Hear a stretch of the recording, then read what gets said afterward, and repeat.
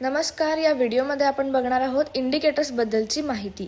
आता इंडिकेटर्स याचा अर्थ काय आहे की ते मार्केटला एक दिशा दाखवतात, डायरेक्शन देतात. जसं की गाडीचा इंडिकेटर असतो, आपल्याला दिशा दाखवतो उजवीकडे किंवा डावीकडे. तसंच मार्केटमध्ये काही इंडिकेटर्स असतात जे दिशा दाखवतात, मार्केट वरच्या साईडला जाणार आहे की खालच्या साईडला जाणार आहे. पण ते कुठलेही सिग्नल दर्शवत नाहीत.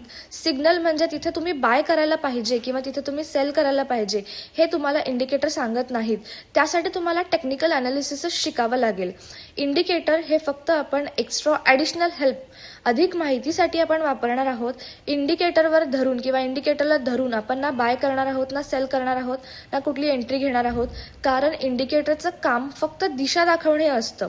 जर तुम्हाला बाय सेल करायचं आहे तर त्यासाठी तुम्हाला टेक्निकल अनालिसिस शिकावं लागणार आहे. भरपूर टाईप्सचे इंडिकेटर असतात, पण नेहमी लक्षात ठेवा इंडिकेटरवरती ट्रेडिंग करायचं नाही. त्यासाठी तुम्हाला